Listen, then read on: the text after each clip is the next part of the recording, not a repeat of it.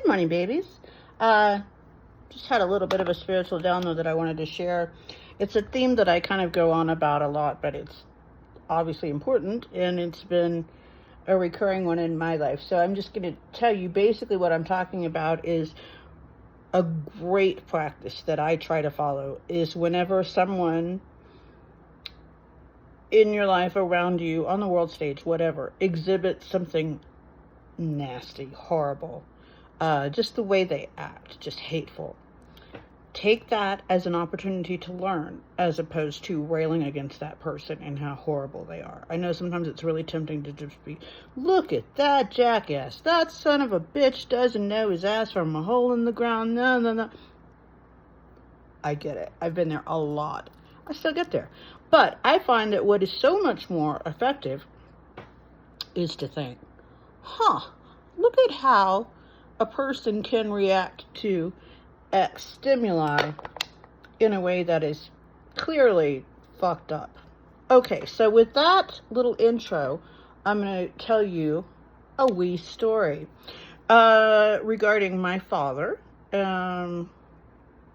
He died last year, which I just found out about recently. We'd been estranged for many years for obvious reasons.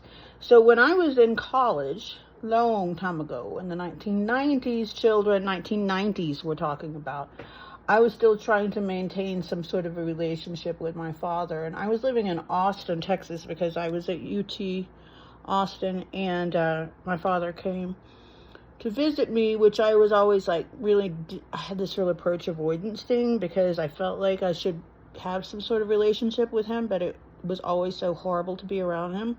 So let me give you a little example of something that happened. I guess I was probably 21 years old. He and I went out to lunch. He took me out to lunch at some place there in Austin, and I remember during the lunch he was telling me, I've really changed. I've really realized how much better it is to be calm and not raging all the time. And wow, what a change that's made in my life. And I just thought, oh, well, that sounds good. Believe it when I see it, I was thinking. But I thought, it's nice to at least hear him articulate that.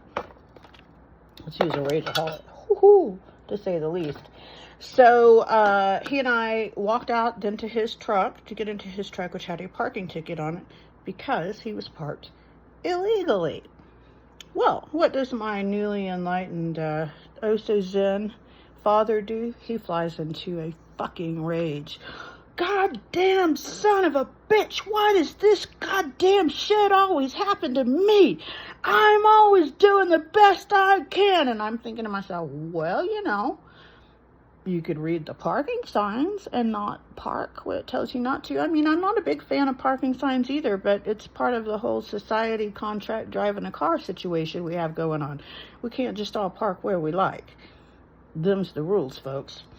So the rest of the day was sullied. He was just in a massive,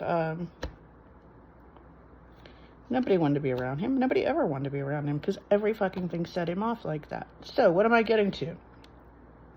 Don't be like that. And when you see something like that, which I observed, try to, instead of being really angry, which I was at the time, and I didn't really get the lesson from it then until much later, but that's okay. I got the lesson. Learn from what the other people are doing that are inexcusable. Don't obsess over them doing it. That's their thing. That's their path. Just take it into yourself. And the next time, for example, sorry, my nose is itching. When I get a parking ticket, when something like my ceiling falls in over my bedroom, which I'm still dealing with, will liable be dealing with for the foreseeable future, you could rail against it. You could scream and curse your fate and, or you could just say, well, life's a challenge, and I'm learning from it, and I'm moving forward, and every challenge, every mistake, every parking ticket, every hole in the ceiling, every mosquito bite, every, you get the gist. I'm getting better. I'm using that ickiness to elevate my vibe. That's the best revenge, isn't it? Okay, I love you. I'll see you soon. Bye.